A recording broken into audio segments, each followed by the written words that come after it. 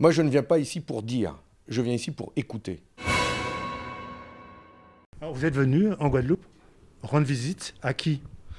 Je suis venu en Guadeloupe malgré tous les messages qui disent qu'il ne faut pas y venir. Au contraire, je dis qu'il faut venir ici pour écouter, entendre tout ce qui se dit sur la vie chère, sur ces investissements qu'il est important de faire pour répondre aux besoins de la population, mais aussi pour connaître cette réalité liée à la situation sanitaire dont il faut tenir compte. Livrez-nous vos premières impressions. Eh bien, c'est que je ressens ici beaucoup de colère, notamment chez les jeunes qui souffrent d'un chômage très important, un jeune sur deux sans perspective d'emploi. J'en ai rencontré encore là récemment qui ont beaucoup de diplômes, voire des diplômes très élevés et qui n'ont pas accès au travail. Alors qu'ici, il y a des investissements importants à faire, des grands chantiers à ouvrir, notamment celui de l'eau, de la dépollution au chlordécone, qui devrait normalement créer beaucoup d'emplois.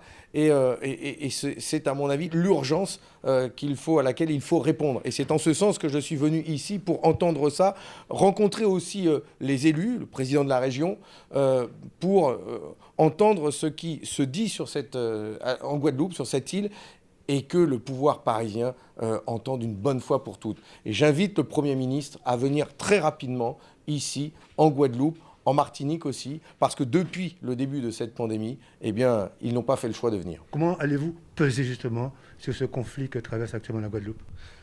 D'abord, je viens ici dans un contexte qui est très particulier, donc je suis venu écouter, entendre.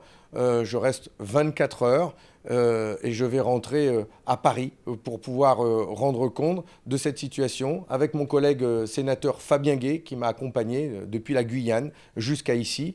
Et nous interpellerons le gouvernement en rapportant tout ce que nous avons entendu ici de la part des habitants, mais aussi des élus que nous avons rencontrés. Vous allez notamment rencontrer le président de région, Henri Chalus. Vous allez lui dire quoi exactement?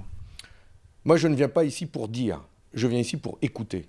Et écouter d'abord. Et je pense que c'est la première chose que devrait faire l'ensemble du gouvernement, pas seulement le ministre des Outre-mer, c'est écouter et entendre avec les deux oreilles ce que les élus et les habitants ont à dire. Et pour terminer, selon vous, actuellement, on devrait avoir un représentant du gouvernement déjà venu voir en Guadeloupe ce qui se passe?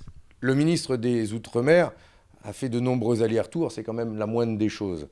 Mais il faut que ce soit l'ensemble du gouvernement et le Premier ministre qui viennent véritablement entendre la réalité, se rendre compte de la réalité de la vie quotidienne vécue par l'ensemble de la population, la vie chère, le chômage des jeunes, l'absence de perspective pour cette jeunesse qui devrait aller dans l'Hexagone pour trouver du travail alors qu'ils veulent rester au pays ici. Il faut véritablement venir pour se rendre compte de ces réalités et en tenir compte une bonne fois pour toutes.